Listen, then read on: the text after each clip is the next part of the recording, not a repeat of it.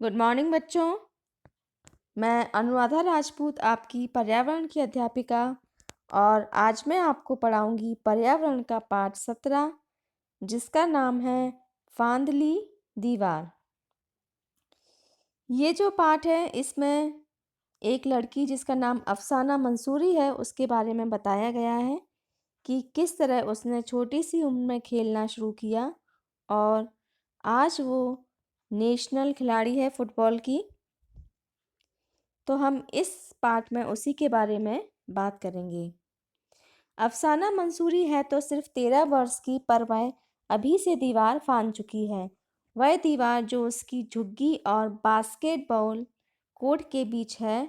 समाज द्वारा खड़ी की गई यह दीवार उस लड़की के सामने जो अपने परिवार को चलाने के लिए बर्तन मांजती है।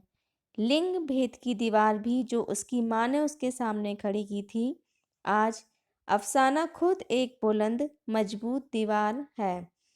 मुंबई की नागपाड़ा बास्केटबॉल एसोसिएशन की आज वह प्रेरणा है 5 अन्य लड़कियों के लिए जो रोजमर्रा की जिंदगी को छोड़कर पहुंची हैं बास्केटबॉल कोर्ट में।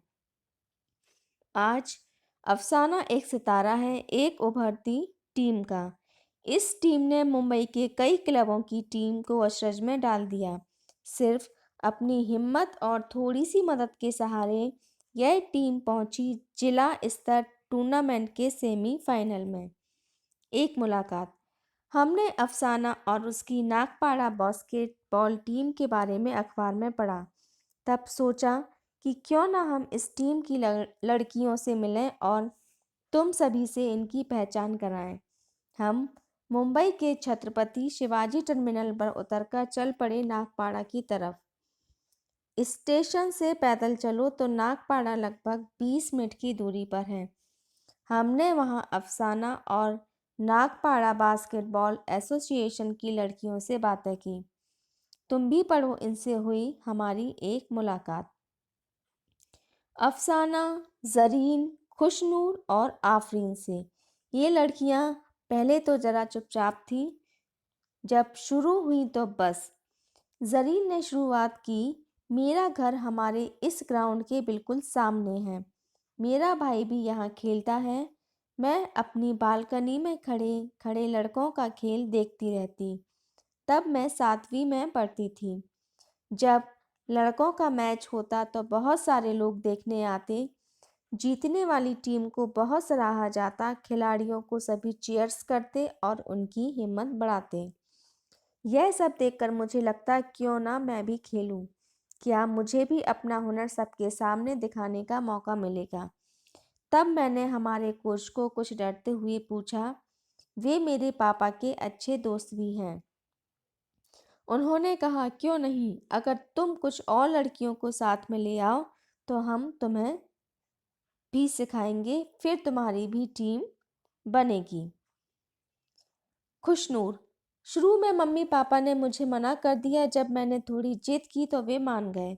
अफसाना। मेरी अम्मी बिल्डिंग के घरों में काम करती हैं और हम बच्चों को स्कूल भेजती हैं। मैं भी उनकी मदद करती हूँ। मेरी इस बात को सुनकर अम्मी गुस्सा हो गई और कहने लगी, लड़कियां थोड़े ही बास्केटबॉल खेलती हैं।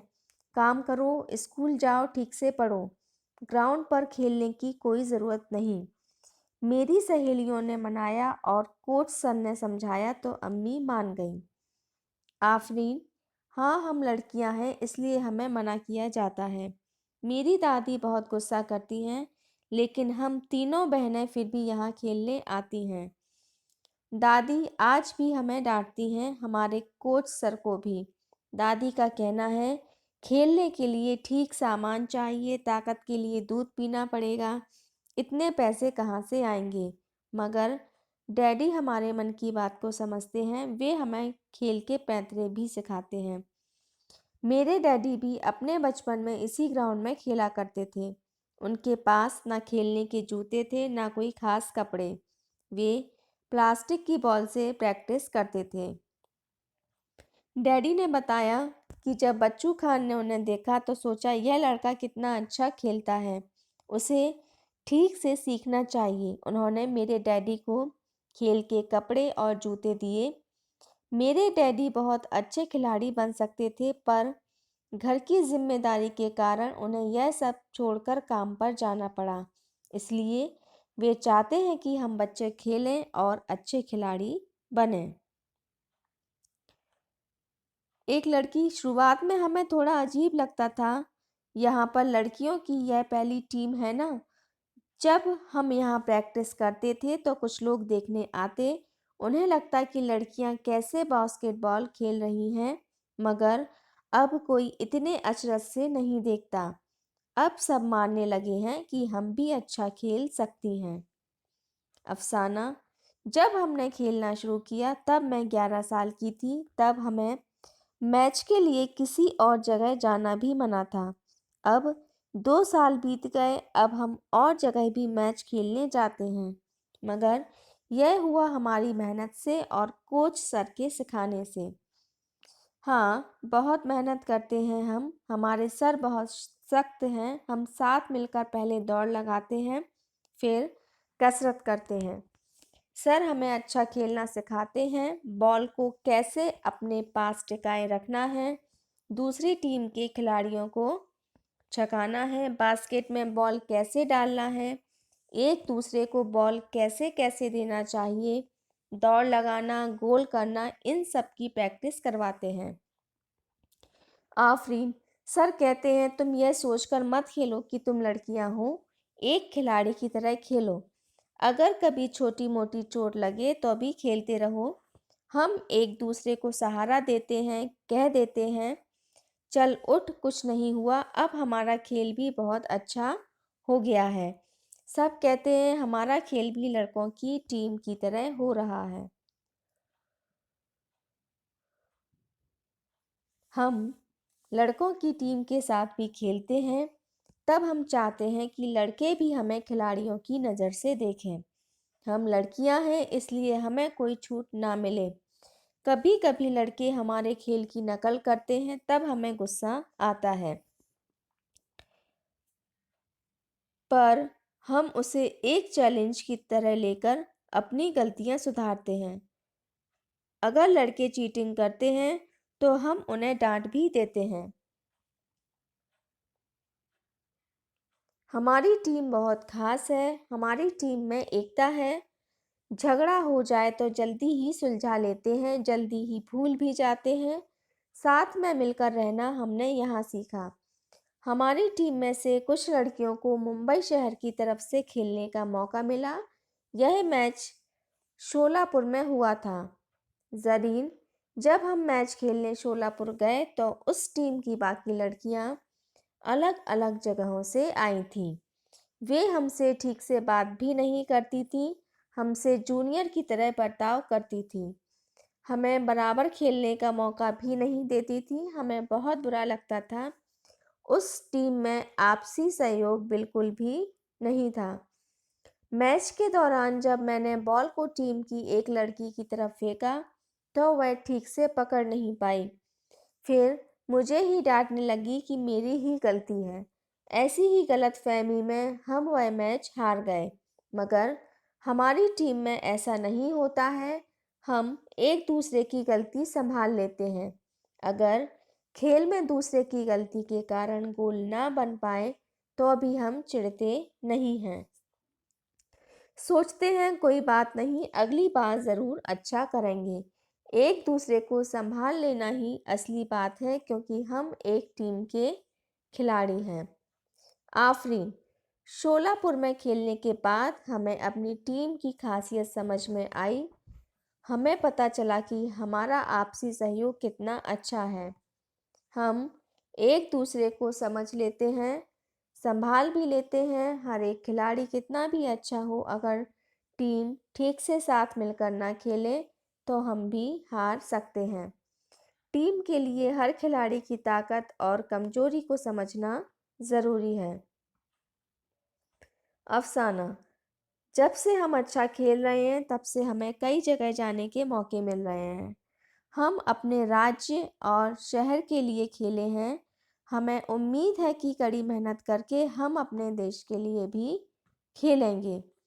हाँ, फिर क्रिकेट खिलाड़ियों की तरह हमें भी सब जानेंगे। हम सब चाहते हैं कि हम अच्छा खेलें, अपने इलाके और आगे चलकर अपने देश का नाम आगे बढ़ाएं। भारत की लड़कियां गोल्ड मेडल जीतें, यह करके दिखाएं।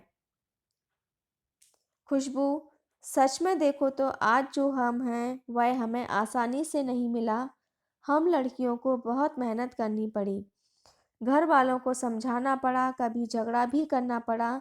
यह सब इसलिए क्योंकि आज भी लड़कियों को कम खेलने देते हैं। पहले समय में खेल कूद तो बहुत दूर की बात, कुछ लोग तो लड़कियों को पढ़ाते तक भी नहीं थे। मेरी माँ चाहती थी कि वे कुछ भी खास कर सकें, पर उन्हें कोई मौका नहीं मिला। इसलिए मेरी माँ मुझे पढ़ाई के साथ सभी तरह के कामों में भाग लेने को कहती है, फिर वे चाहे खेल हो, तैरना हो या फिर ड्रामा। अफसाना, वैसे आज भी हम सबको खेल खत्म होते ही घर पहुंचना पड़ता है। लड़के तो खेल के बाद यहाँ वहाँ घूमकर बातें करके आराम से घर जाएं, तो भी किसी को फर्क नहीं पड़ता। मैं खुद स्कूल से घर आने के बाद अपनी मम्मी के साथ 2-3 घरों में साफ सफाई का काम करती हूँ, फिर पढ़ाई करती हूँ। इस सब के बाद ही खेलने जा पाती हूँ। अपने घर में भी मम्मी की मदद करती हूँ। मेरे भाई को अगर चाय चाहिए और वह खुद बनाए तो माँ कहती है, 3 बहनें हैं फिर भी भाई को काम करना पड़ता है। अब जरीन के छोटे भाई को ही देखो, यह सिर्फ 5-6 साल का है, वही भी बोलता है, मम्मी तुम दीदी को क्यों भेजती हो? दीदी अच्छी नहीं लगती ग्राउंड में खेलते हुए। अगर उससे पूछो कि तू खुद खेलेगा तो बोलता है, हाँ मैं तो लड़का हूँ, खेलूँगा। अफसाना, लेकिन सभी बच्चों के लिए खेलना अच्छा है, कितना फ़ायदा होता है खेलने से, यह हम अब समझे।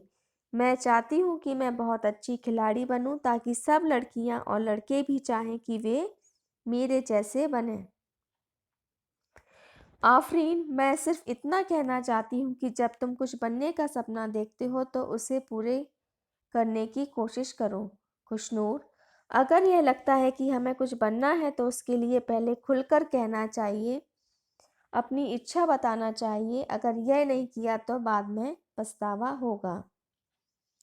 आफरीन, यह जानकर बहुत खुशी हुई, अजीब सी खुशी। ऐसा लगता है कि हम और अच्छा खेलें, अपने इलाके का, देश का नाम आगे बढ़ाएं। हाँ, हमारी भी यही इच्छा है। इस टीम की शुरुआत करने वाले और इन्हें खेल सिखाने वाले नूर खान ने बताया, इस इलाके में यह एक ही ग्राउंड है खेलने के लिए। मुंबई की यह जगह बहुत भीड़ भाड़ वाली है। वहीं है हमारा छोटा सा मैदान, बच्चू खां प्ले ग्राउंड। मुस्तफ़ा खान नाम के एक आदमी हमारे यहाँ रहते थे, उनसे सब बहुत डरते थे, मगर बच्चे उन्हें बेहद चाहते थे, इसलिए उन्हें सब बच्चू खान कहने लगे। तब इस जगह पर आज जैसा ग्राउंड नहीं था। यह मिट्टी के मैदान में वे बच्चों को खेल सिखाते। उन बच्चों में हम भी थे। बच्चू खान की लगन से ही आज हमारे यहाँ के कई लोग आज विदेशों की टीमों के साथ मैच खेलते हैं। हमने भी बच्चू खान की तरह अपने इलाके के बच्चों को तैयार किया है। आज हमारी टीम में कई अंतर्राष्ट्रीय खिलाड़ी हैं। कुछ खिलाड़ियों को अर्जुन पुरस्कार भी मिला है। नूर खान ने बताया, पिछले कुछ सालों से हमने यहाँ की लड़कियों की टीम भी तैयार की है। हमारी लड़कियाँ महाराष्ट्र के लिए भी खेलती हैं। सभी बहुत मेहनत करती हैं। हमारे लड़के लड़कियाँ अलग अलग तरह के परिवारों से आते हैं, कोई छोटे घर से तो कोई